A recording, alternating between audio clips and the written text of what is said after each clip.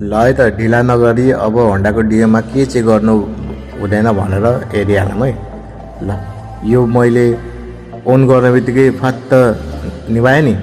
हो यो चाहिँ होन्डाको BS6 अथवा कुनै पनि कम्पनीको BS6 मा यस्तो गर्नु हुँदैन है।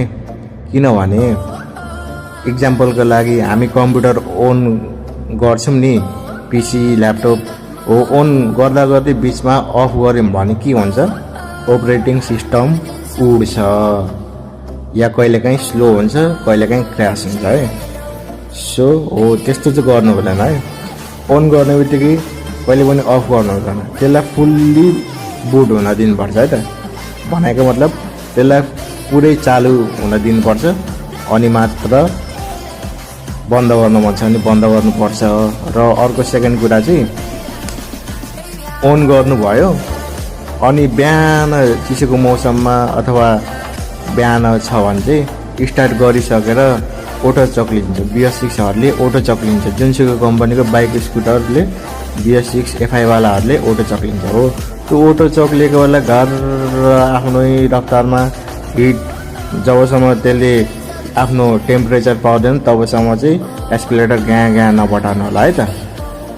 बिहान स्टार्ट गरेर BS6 बाइक स्कुटरमा अटो चक लिइराखेको बेला, उसले आफै रेस लिइराखेको बेला चाहिँ हामीले 81 बटार्यौँ भने एस्कुलेटर लियौँ भने नि त्यो ब्लकमा चाहिँ इन्जिन ओइल राम्ररी पुगेको हुँदैन र त्यही माथि चाहिँ चिसोमा चाहिँ एकदम त्यो हिट होस् या फलाम होस् यो हुन्छ क्या, कुक्रिन्छ, हल्का कुक्रिन्छ, हामीले आँखाले देख्न सक्दैनौँ। हो त्यस्तो कारणले चाहिँ फोर्स लाग्छ, घर्षण लाग्छ, अनि त्यसले गर्दा चाहिँ रिङ छिटो पर्छ है त।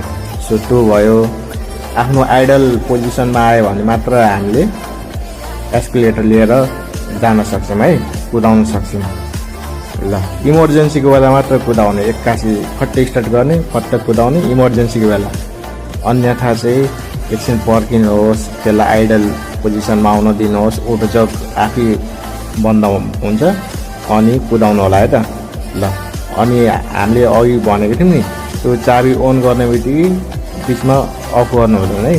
किनभने हामी सुतेर उठ्दाखेरि हामीलाई छिटो भन्यो भने हामी कुद्दै लड्छौँ नि। हो त्यही हो, यसमा पनि कम्प्युटर जस्तै ECU लागेको हुन्छ र त्यो ECU चाहिँ खराब हुनसक्छ है त। 81 त्यस्तो गर्दाखेरि अन गरेर अफ झट्टै गर्दाखेरि पुरै चालु हुन दिनु है।